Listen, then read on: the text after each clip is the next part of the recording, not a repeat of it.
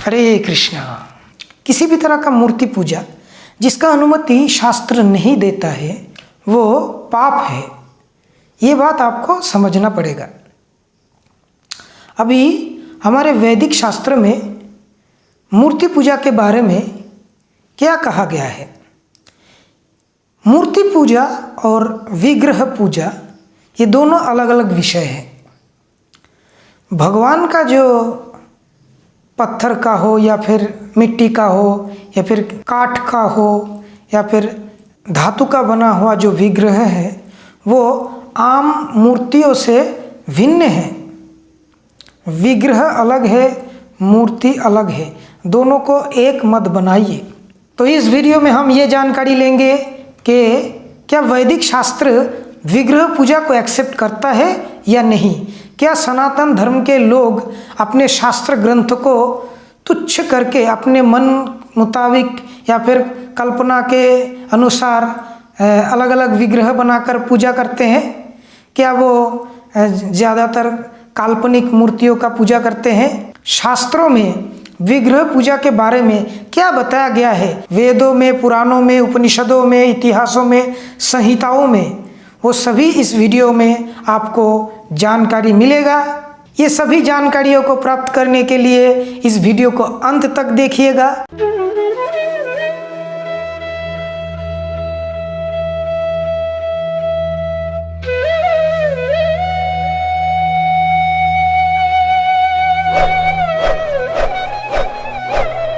अलग अलग युगों में अलग अलग तरीके के उपासना पद्धतियों का इंट्रोडक्शन हुआ है।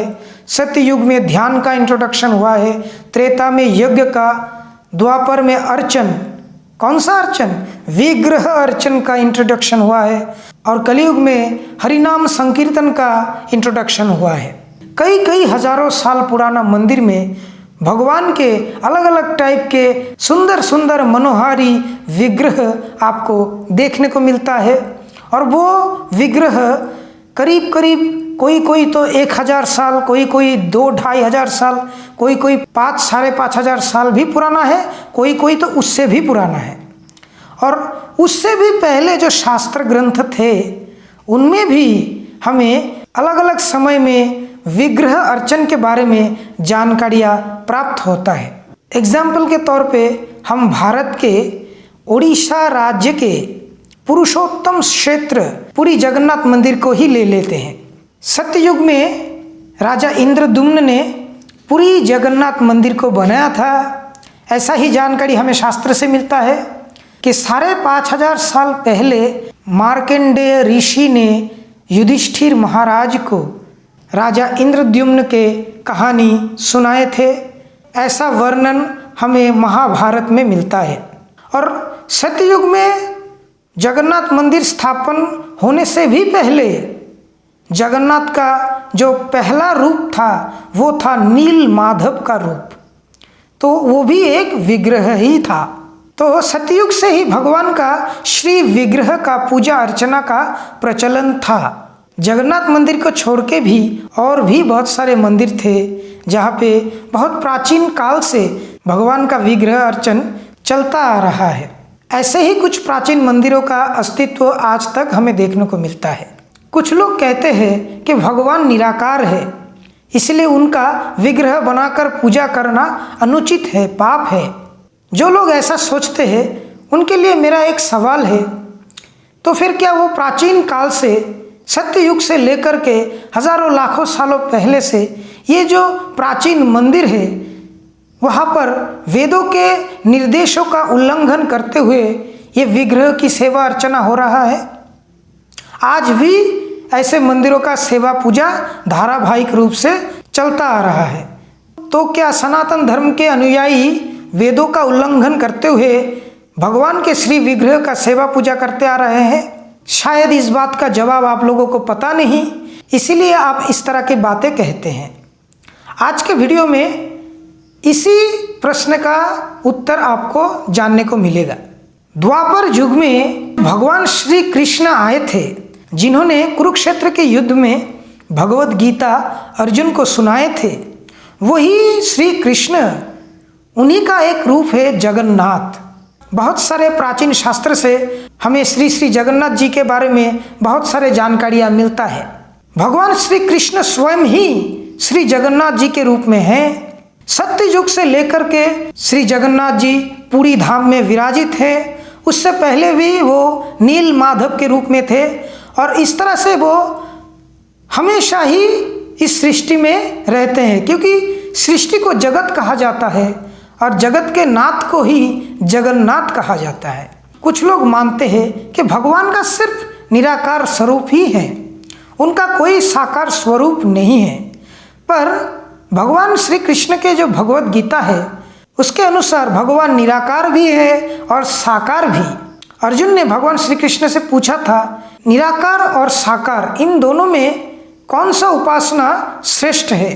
तब भगवान ने बताया था कि मेरा साकार उपासना ही सर्वश्रेष्ठ है। जो निराकारवादी है उनमें से बहुत सारे लोग जो है वो शंकराचार्य के भी शिष्य हैं। तो आदि शंकराचार्य ने जो ब्रह्म सूत्र के भाष्य लिखा था उसमें वो अलग अलग जगह में कह रहे हैं, यथा शालग्रामे हरि शालग्राम इव विष्णु, यथा शालग्रामे विष्णु सन्निहित तद्वत्। अर्थात जो शालग्राम होता है एक तरह के विशेष पत्थर, शंकराचार्य के अनुसार वो विष्णु जी हैं। ये जो शालग्राम है ये भी इधर भगवान के ही श्री विग्रह हैं। भगवान के निराकार और साकार उपासना के बारे में अगर आपके मन में कोई भी द्वंद्व है तो इसके बारे में एक डिटेल्स वीडियो मैंने पहले ही बनाया है। आई बटन में से आपको उसका लिंक मिल जाएगा, आप जाके बाद में देख लीजिएगा। आज हम इसके बारे में जानकारी लेंगे कि प्राचीन वेदों में जगन्नाथ जी के विग्रह के बारे में क्या विशेष बातें कहा गया है। सनातन शास्त्र में सबसे प्राचीनतम है ऋग्वेद। ऋग्वेद के 10.155.3 इस श्लोक में बताया गया है, अदो यद्दारु प्लवते सिंधु परे अपूरुषम तदरभस्व दुर्हानो तेन गच्छ परस्तरम। इस श्लोक का अर्थ है, दूर समंदर के तट पर पुरुषोत्तम नाम का एक दारू ब्रह्म विग्रह है। इसी शाश्वत दारू ब्रह्म का उपासना करने से परम धाम की प्राप्ति होता है। तो इस श्लोक में जो पुरुषोत्तम के बारे में कहा गया है, ये पुरुषोत्तम क्षेत्र पुरी धाम के पुरी नाथ श्री जगन्नाथ जी के बारे में बताया जा रहा है। और एकमात्र श्री जगन्नाथ जी को ही दारू ब्रह्म कहा जाता है, क्योंकि उनका जो विग्रह है वो काठ का निर्मित होता है, वुडन डेटी।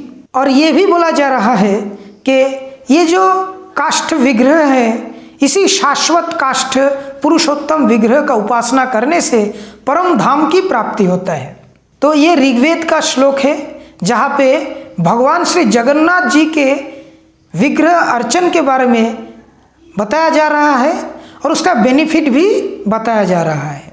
विग्रह पूजा के अनुमोदन के बारे में और भी शास्त्र में बहुत सारे श्लोक्स हैं। सभी श्लोक को एक वीडियो में डिस्कस नहीं किया जा सकता।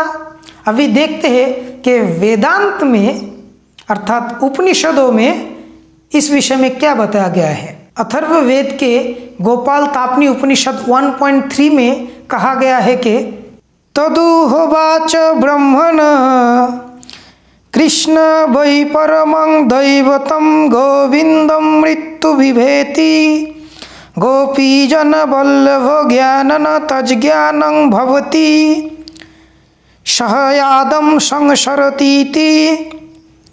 इसका अर्थ है, ब्रह्मा जी ने उत्तर दिया, वास्तव में कृष्ण ही परम देवता है, मृत्यु भी गोविंद से डरता है। जो गोपीजन वल्लभ को जानता हो वो सब कुछ जानता है। ये जब उनका स्वाहा शक्ति से आया है।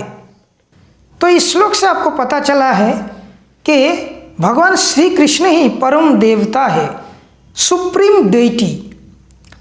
तो डेटी का मतलब विग्रह होता है।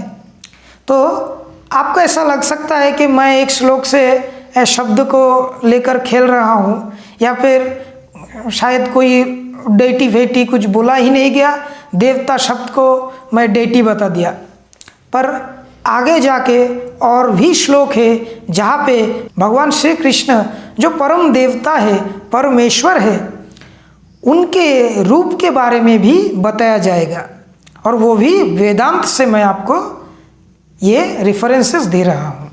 इसी उपनिषद के 1.7 में बताया गया है, तेहोचु किंग तद रूपम किंग रसनम कथं बाहो तद भजनम तत्सर्वं विविधि सतामं अक्षहीति। अर्थात यहाँ पे भगवान श्री कृष्ण के बारे में ऋषियों ने ब्रह्मा जी से पूछा, उनका रूप कैसा है, कैसे कोई उनका रस आस्वादन कर सकता है, कैसे कोई उनका सेवा उपासना में जुड़ सकता है, कृपया ये सभी बातें हमें विस्तार से बताइए, क्योंकि हमें ये जानने में बहुत उत्सुकता है। अभी इसके बाद 1.8 श्लोक में क्या बताया गया है ये जानकारी भी देख लेते हैं। ब्रह्मा जी, जिनका एक और नाम है हिरण्य, उन्होंने उत्तर दिया, ग्वाल बाल के रूप में भगवान है, बादल के जैसा उनका शरीर का रंग है, सदा तरुण है, वे एक कल्प वृक्ष के नीचे विराजित हैं।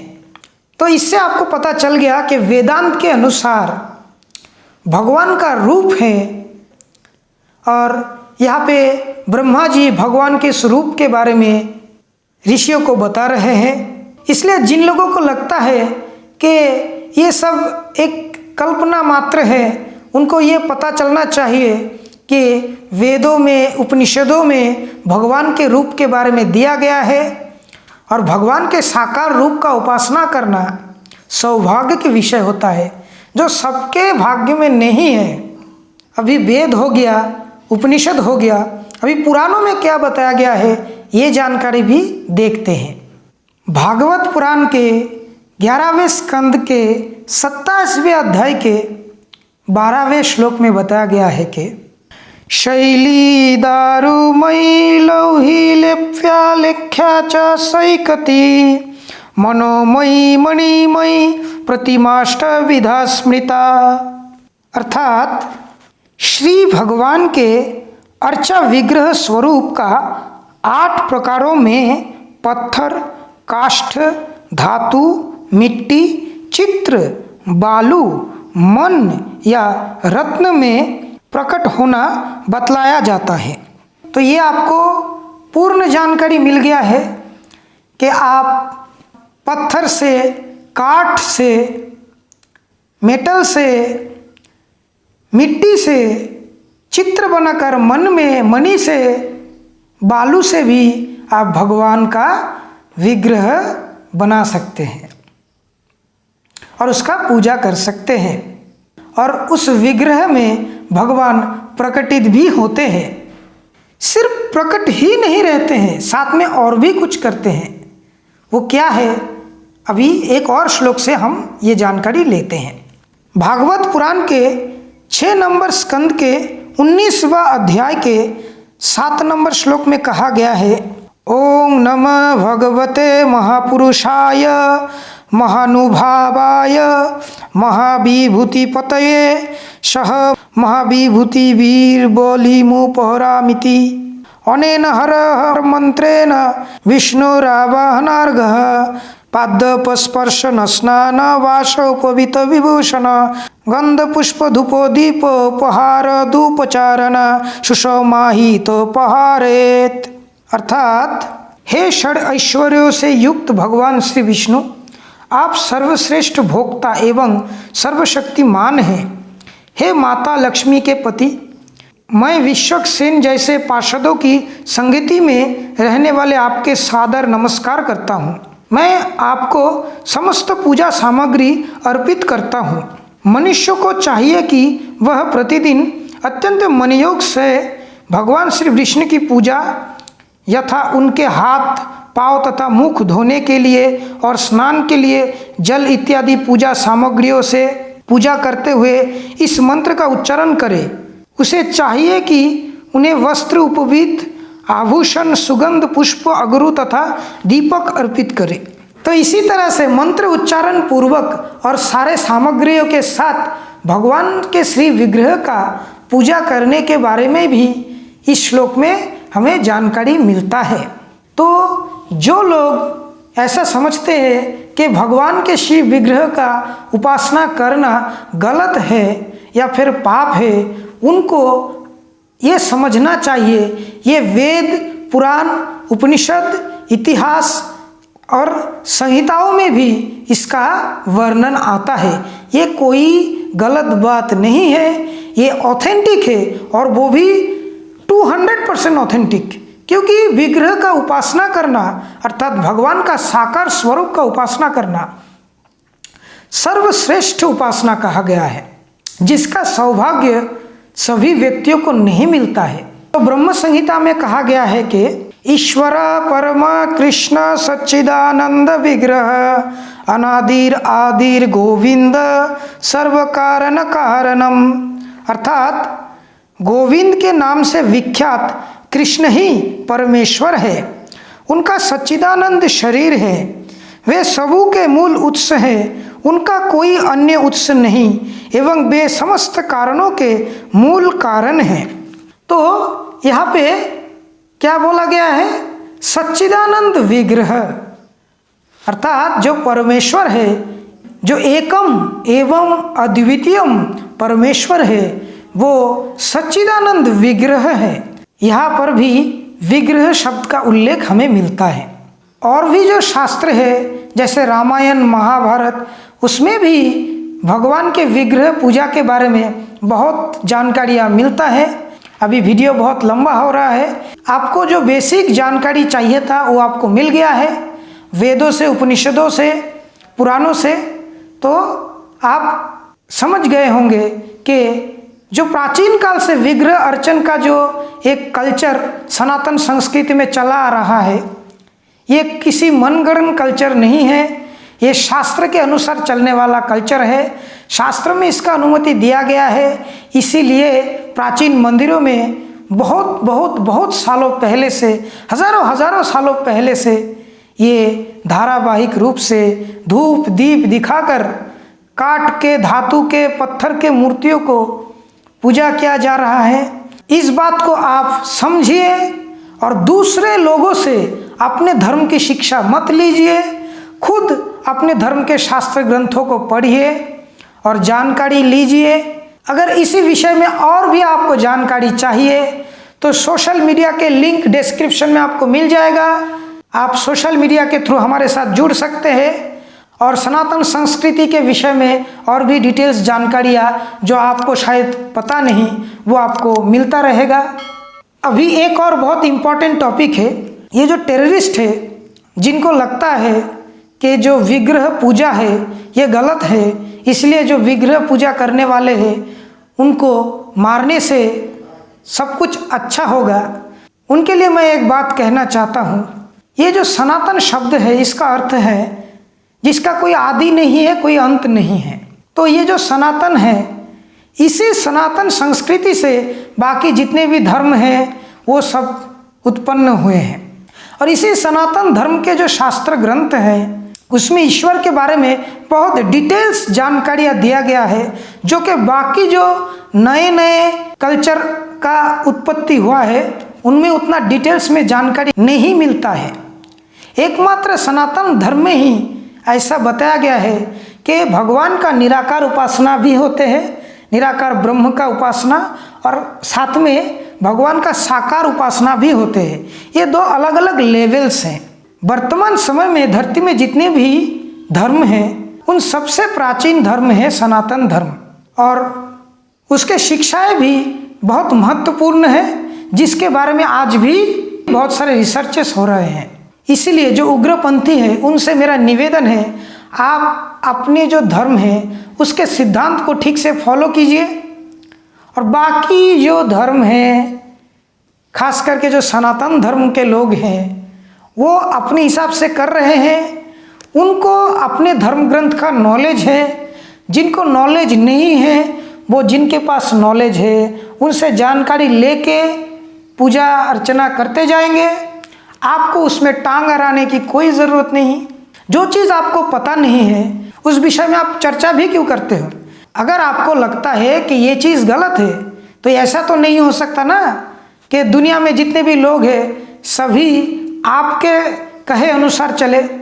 ये जो एक्सपेक्ट आप कर रहे हो ना, ये सही नहीं है।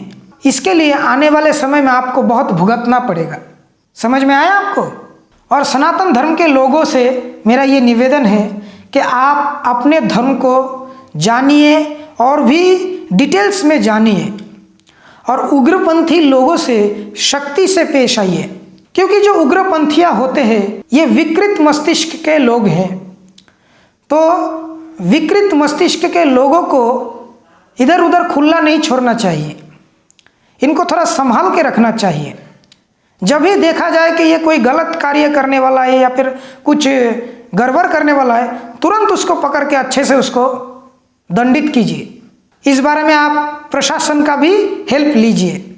कुछ दिन पहले बांग्लादेश में हमारे इस्कॉन के जो मंदिर है उसमें तोड़फोड़ चलाया गया, जला दिया गया, भक्तों को मार दिया गया और जो लोकल जो मतलब प्रशासन है वो भी उनको बचा नहीं पाए।